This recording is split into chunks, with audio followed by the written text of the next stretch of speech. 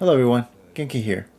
When I said in my last video I was going to play a new game, this game was not the plan. I was originally waiting for Skype Oblivion to do Oblivion challenges, but here we are. To learn the game, I decided to do a kind of mini-series. I'm going to play the game using only the Warrior's major skills, the Mage's major skills, and lastly the Thief's major skills. Starting off with the Warrior. What does this mean for the run? Well, I can only use heavy armor, I can use any melee weapon, I can use shields, I can repair my own armor and weapons, and I can run and swim. That's about it. I cannot sell loot, use bows, use magic, use alchemy, jump, fall from high places, use light armor, sneak, pickpocket, pick locks, or use the speechcraft minigame. With all that laid out, let's begin. I went with the Nord, since they get a boost to most of our usable skills. Also a boost to strength and endurance. The game started with Sir Patrick Stewart telling us that he had a dream of us, before then having us progress through a secret passage underneath our prison cell. The Emperor was currently being pursued by assassins. They weren't that strong, but they did get the jump on the bodyguard's captain. To progress through the tutorial, I used Captain Renault's sword, since it was the strongest weapon in the tutorial, as I gathered all the pieces of the rusty iron armor. When we met back up with Captain Picard, we were able to pick our star sign. I went with the Warrior, not only for thematic reasons, but another plus 10 to strength and endurance will help us a lot. Following the Emperor and his bodyguards, we were eventually trapped in a room with only one exit. Bodyguards went to take care of the assassins following us, leaving us alone with the Emperor, who gave us his amulet, and informed us of a man named Joffrey. Joffrey knows where to find the Emperor's last remaining heir. An assassin then popped out of the wall and killed the Emperor. After taking out the assassin, Boris, one of the Emperor's bodyguards, then informed us where to find Joffrey. Boris was a member of the Blades, whose job was protecting the Emperor. Joffrey is the Grand Master of the Blades. This moment was also where we picked our class. Boris shocked me by guessing our class correctly. There are rats and goblins down there, but from what I've seen of you, I'm guessing you're an experienced warrior. Am I right? However, he then took our sword away. I switched to the steel short sword that the captain was also holding. Once outside, I went to the Imperial City's market district, but then I remembered I had no money. I know the game lets me fast travel to various locations from the start, but to make things more fun, I decided to not allow fast travel unless I visit the area first. So I made my walk towards Wayne Priory, where Joffrey was located. Along the way, we encountered Highwayman, who tried to steal our 0 gold. He dropped an iron mace, which was slightly stronger than our steel sword. Upon entering Wayne Priory, we found Joffrey. We gave him the Emperor's amulet, and he informed us that the Emperor's last son was a priest in the city of Kvatch. He also offered to give us some supplies. We got ourselves some regular iron armor, no gauntlets or helmet though, some potions, and a steel war axe. War axes are my preferred weapon in these types of games, so I replaced our mace, despite them doing the same amount of damage. Outside Kvatch, we found an encampment. I used this as a chance to make a trip back to the Imperial City, to try and find some repair hammers. We thankfully found enough to fully repair our gear. Back at the encampment, we made our way closer to the city proper, and found soldiers and a gate to hell right outside the city. The captain of the Kvatch Guard, Savly Mattis, informed us that the city was overran by Daedra, and they cannot enter the city to save more civilians until the Oblivion Gate blocking the city entrance goes away. We of course volunteered to help, and then proceeded to make our way into our first Oblivion Gate. The stun scans were no match for our axe. We then encountered another soldier. I sent him back to Savlian. We soon hit level 2, but we can't level up until we sleep in this game. Inside the Sigil Tower, we started encountering Jorah Curls. They were stronger than the scamps, but not by much. When we encountered the Sigil Keeper, we just started swinging. He technically has a dialogue before he attacks us. We got the key to the rest of the tower off his body. At the top of the tower, we found a Sigil Stone. Sigil Stones come with enchantments that the player can use on a piece of armor or a weapon. I learned from watching Oblivion challenges, I can reroll the enchantment by quick saving and reloading. After 3 reloads, I went with a 5-point shock enchantment, which I put on my axe. We could now enter the city of Kvatch. But first, I made a trip back to the encampment to sleep and take our level up. I'm only allowed to put max 5 points in the one stat per level up. So I put 5 points into strength and endurance, and the rest into agility for stamina regen. I then entered the city with Savalian. After taking out the danger surrounding the church, we could enter and talk to Martin. I decided not to help Savalian with the rest of his quest, since the only reward was his armor, and it's light armor. Back away in Priory, we encountered an attack by the same assassins as the ones who killed the Emperor. Once they were taken care of though, we found Joffrey, who thinks the assassins were after the Amulet of Kings. Back in the main house, we found that the amulet was indeed stolen. Maybe you should have not hidden it in a closet, Joffrey. The good news was that we had Martin, but he couldn't stay away in Priory. We had to make our way to Cloud Ruler Temple outside Bruma. Thankfully, we got a free horse. It was only because Prior Mabril was killed by the assassins, but I won't let his sacrifice be in vain. The trip was pretty smooth, because Martin and Joffrey easily took out any wolves or bandits that came in our way. We did have to backtrack a couple times because we got too far ahead, but we were soon at Cloud Ruler Temple.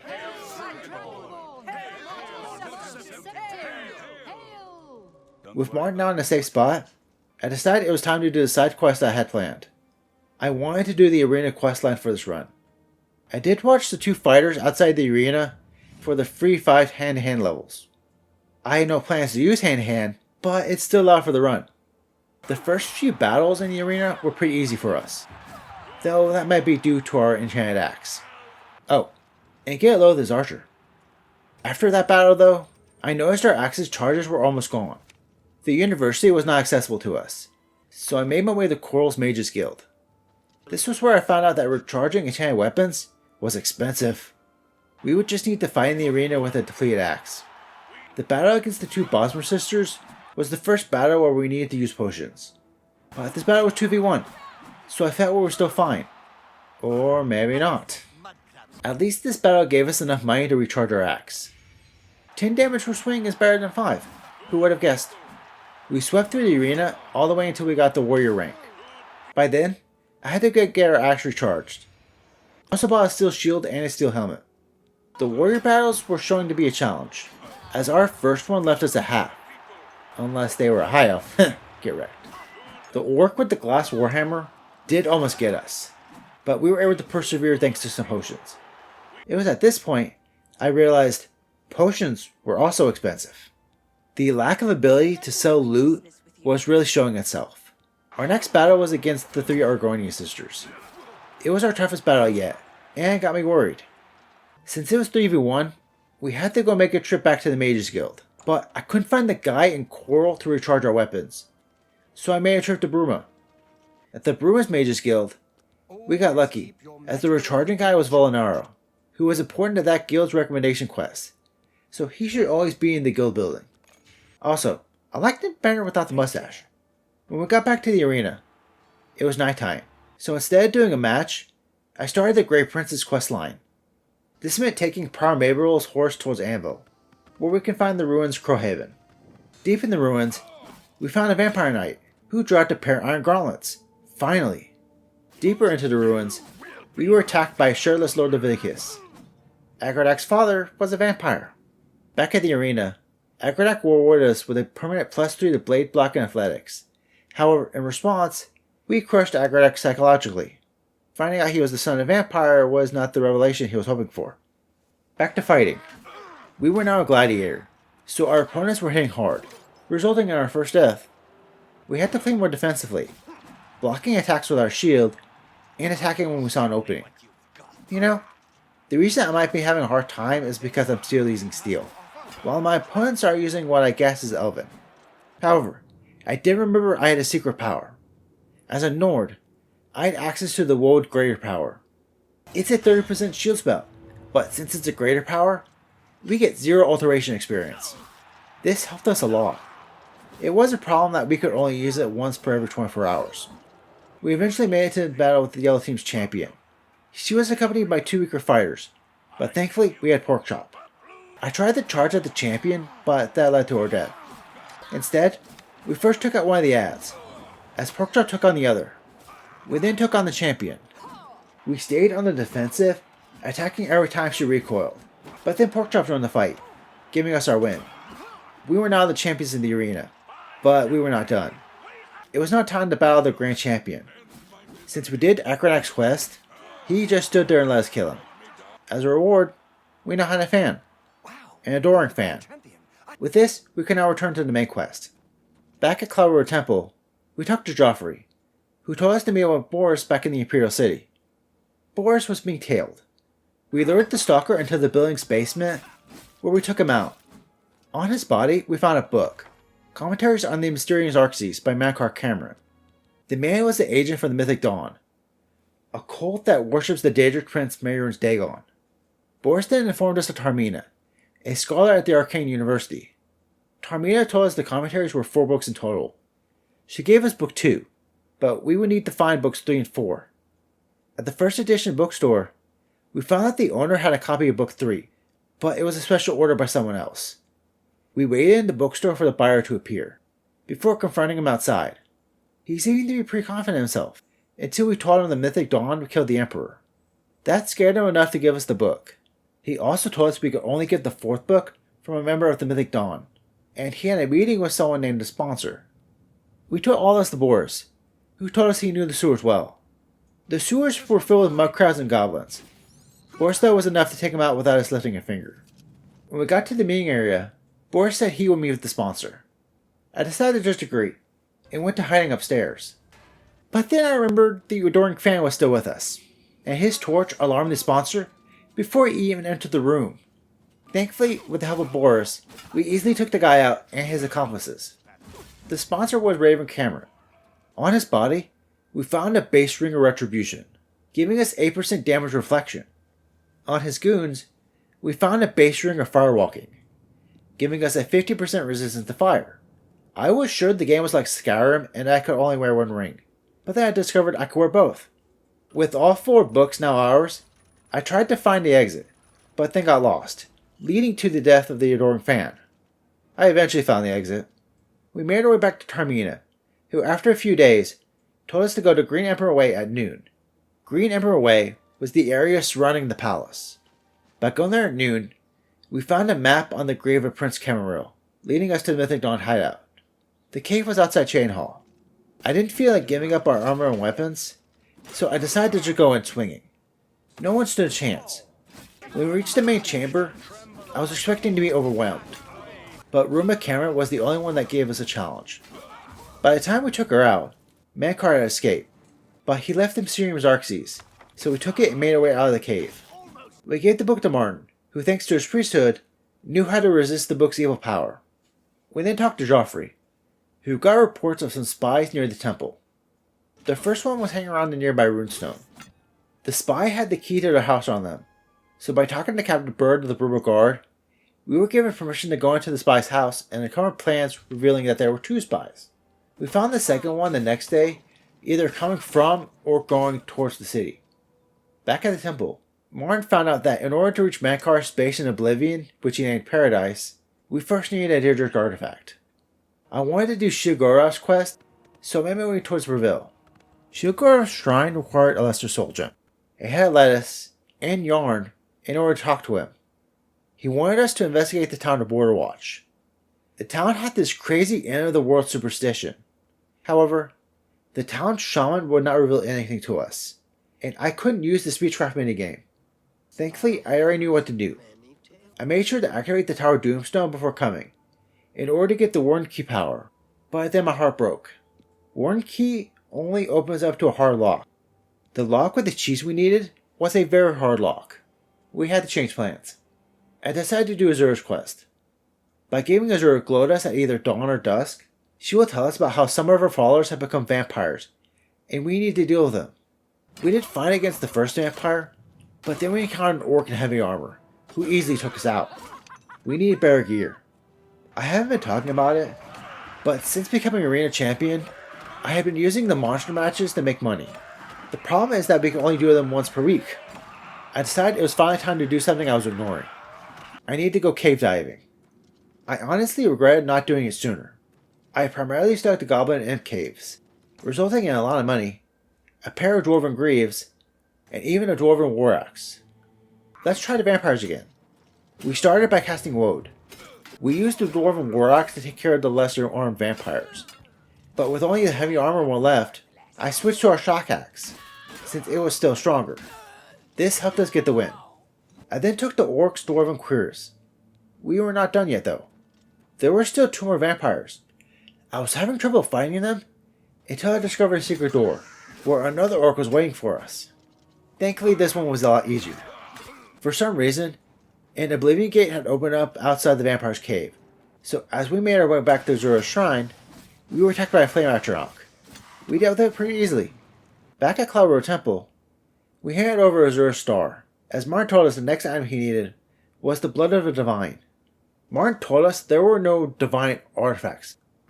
Ariosbo.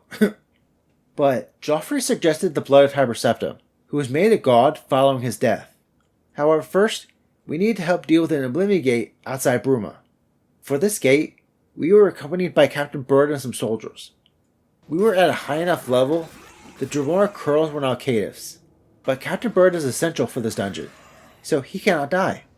Sadly, neither of the 2 soldiers who accompanied us made it to the top. For this sigil stone, I decided on a drain health effect, but I didn't use it yet, as I wasn't sure if I was going to acquire a stronger weapon later. With the gate closed, we can make it back to Joffrey, who told us Tiber Septim's armor was in Sancretor. Sancretor was an abandoned fortress which contained a shrine to Tiber Septim that became evil. On the way there, we were overwhelmed by wolves and imps, leading to the death of Prior Maybellow's horse. Rest in peace. You served us well. The ruins of Sancretor were covered in ghost. Ghosts can only take damage from enchanted weapons, dangerous weapons, and silver weapons. I started with our shock axe, but soon switched to our Dremora mace. We did use our Dwarven War Axe to take out this undead blade. The ghost of the blade member then explained to us that the reason Sancretor turned evil was because of a curse by the Underking. 4 ancient members of the Blades were sent to investigate Sancretor, but were then cursed to roam the dungeon forever as skeletons. We needed to defeat the 4 skeletons containing the ghost of the ancient blades, so together they could use their powers to undo the Underking's curse at Tiber Septim's shrine, allowing us to take the armor. Next up on Martin's list was a Great Welkin Stone, and only the ancient city of Miskarkin is said to still have one. The ruins were filled with goblins and zombies, which were mostly fighting amongst each other. However, we reached an issue, as the way forward required a switch to open, and there were no visible switches. I looked up online, and we needed to drop down. We had to do this carefully, because there was a high chance we could gain a level in acrobatics. We managed to do it on our second try. We could then make our way to the next room, and activate the switch, opening up the rest of the dungeon. I made sure to grab the Varla Stone. Varla Stones will fully recharge all enchanted weapons in our inventory. This will be crucial against Mankar. We also got ourselves a new weapon, a Dwarven Mace.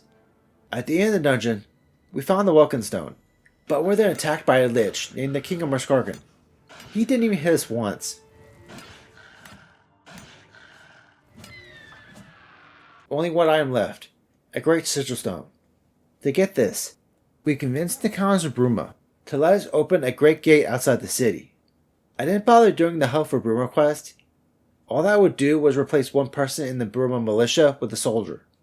The militia was handling the Clanfear and Scamps just fine. The issue was when the humanoid Daedra showed up. We died twice waiting for the great gate to open. I just had to stay back and let the others deal with the Daedra. When the great gate finally opened, I beelined straight to it. This gate came with a time limit. We had 15 minutes, and I spent 5 of them getting lost in the first area. When I eventually found the correct path, I found my way past every Dremora Fadeness. But then we came to a broken bridge. At this point, I felt I was one jump away from him to run. We finally made it to the bottom, where we found a door. Once inside the Sigil Tower, we quickly took out the Sigil Keeper, who was on the first floor of the tower, and then rushed our way to the top. We made it to the Sigil Stone with literally only a minute to spare. That was crazy. The Daedra siege machine dropped the Sigil Stone, and I was shocked. We got one with a blood enchantment. It was only 7 points, but I'll take it. I put it on our queers. I then decided to put the Sigil Stone we got from the other Bruma Gate on our Dwarven Mace, as I was pretty sure it was the best weapon we were getting for the run. I then made one last potion run, before returning to Cloudrow Temple, where Martin opened up a gate to Mankar's Paradise. We were level 10, so inside Paradise, we found ourselves facing frost astronauts. However, thanks to Nord's 50% frost resistance, they barely tickled us. We then encountered Cathatet. He heard of our accomplishments and told us to progress we either needed to battle him or do him a favor. I chose to battle him.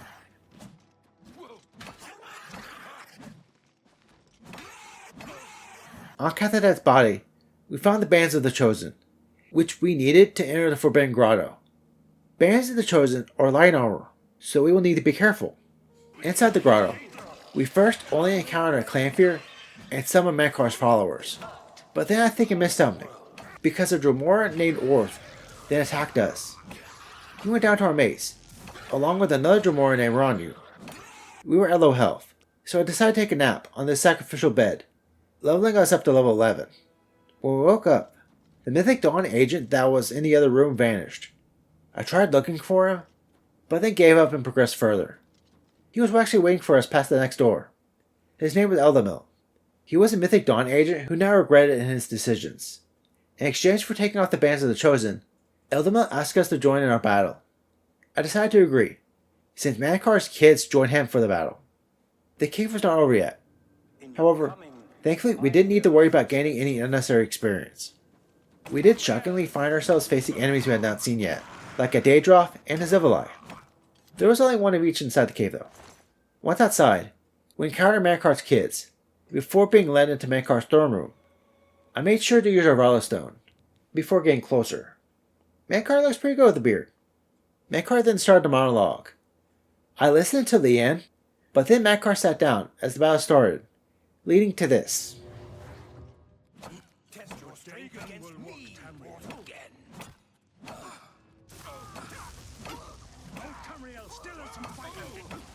Anyone know if Mankar is the same as in the OG, where his level is plus 10 to player's level? Because if so, drain HP is busted. I grabbed the Amulet Kings off Mankar, but then accidentally paralyzed myself on Mankar's throne. We were then teleported back to Cloudworld Temple, where we gave Martin the amulet.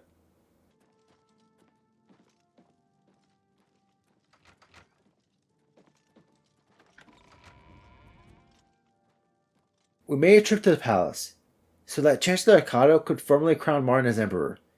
But then the Daedra attacked. Gates had opened up all over the city. We needed to make it to the Temple of the One as quickly as possible.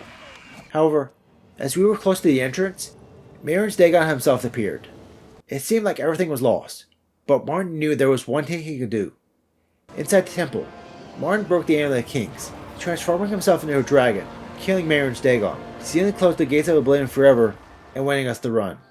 As proof, here are my stats, showing I never leveled up a single minor stat. Thank you to everyone who watched this video. If you enjoyed the video, don't forget to like and subscribe. See you next time, when I take on Oblivion with only the mage's major skills.